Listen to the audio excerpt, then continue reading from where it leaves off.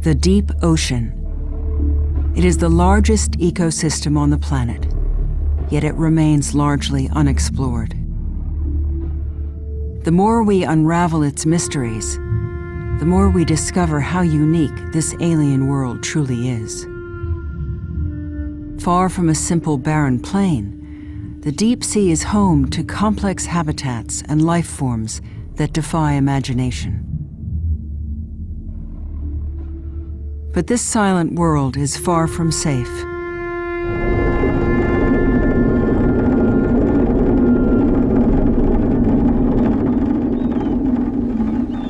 Having depleted fish stocks in shallow waters, industrial fishing fleets are now extending their nets into the deep. Trawlers lower nets the size of football fields into the water. Weighed down by huge steel doors and with large rollers at the front, they are dragged across the ocean floor.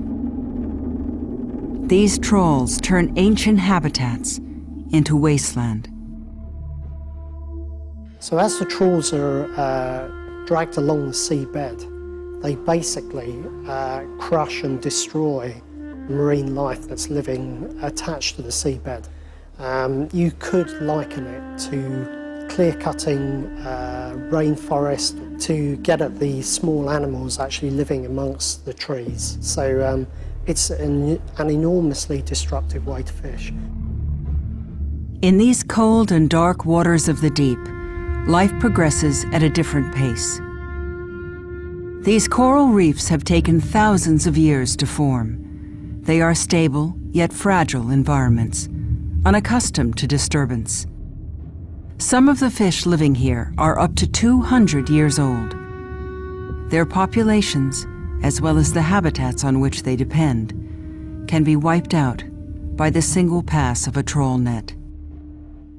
The bottom line is we're dealing with very fragile, very rich, very unique ecosystems, and ecosystems of which we know very little, and they're being destroyed by deep sea fishing without a full understanding of what's even there to begin with, much less what the impact is. What this means is that fishing fleets effectively are mining many of these resources. And in fact, our observations have shown very little evidence of any sort of recovery of these ecosystems. Often all you see is just bare rock left behind. Within less than a decade, we could completely exhaust deep sea fish stocks and destroy the unique habitats in which they live. And because many deep sea environments exist on the high seas, it is up to the international community to take urgent action. In 2006, environmental organizations, scientists, and some politicians called for a global moratorium on bottom trawling in international waters to be established through the United Nations. Among them were the delegates of Brazil and the Pacific island state of Palau. The oceans have a major role in enabling our life on the planet. Biodiversity in areas beyond national jurisdiction is the heritage of mankind. So it's in the interest of my country and all countries in the world that this wealth of life not be destroyed. The Republic of Palau is based upon its relationship to the oceans. We came together as the Pacific small island states to fight for a moratorium on bottom trawling. We gave up on a moratorium when the international community asked for time, and that time is now running out. As a compromise to the proposed moratorium, the United Nations General Assembly adopted a resolution which included a range of measures to protect deep-sea habitats from the impacts of trawling. Briefly, there are 4 components to the GA resolution. One is that states will conduct environmental impact assessments of bottom fisheries on the high seas. Number two, they will close areas where vulnerable marine ecosystems are known or likely to occur unless they can be sure that they will have a minimal impact by allowing fishing in those areas. Number three, they will ensure the long-term sustainability of deep-sea fish stocks. And number four, when all else fails, they will establish a move-on rule. This is a rule that will basically require vessels to move out of an area where they accidentally or incidentally bring up corals or sponges or other types of deep-sea vulnerable habitat-forming species in the nets or on the fishing gear. On paper, Resolution 61105 seemed to provide good news for deep-sea protection, and some progress has indeed been made since its conception. But overall, the implementation of the new regulations has fallen well short of the resolution's promises. In some areas, the destruction continues unabated, while the clock is ticking down on the priceless biodiversity of the deep sea.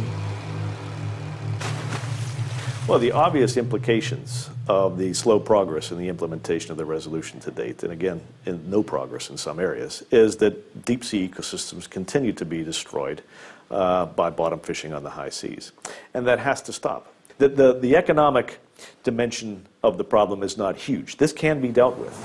If the international community cannot come together to either stop the fishing or ensure that it's sustainable, I wonder how we're going to tackle some of the larger ecological problems facing the world. We have to ask ourselves, how much do we value marine ecosystems, and in fact ecosystems in general? So seeing this procrastination, if you like, or the very slow progress of implementation of this UN resolution is not only very frustrating, but it's also very worrying in a much broader context. I think what's going to be needed to protect vulnerable areas in the high seas is a moratorium on bottom trawling. It doesn't matter if you're landlocked, and it doesn't matter if you're not a coastal state, and it doesn't matter if you're not fishing. You know, what matters is we all have the same obligation. There are 192 countries, and every country has the same duty to future generations to protect these areas. Once they're gone, they won't be there anymore.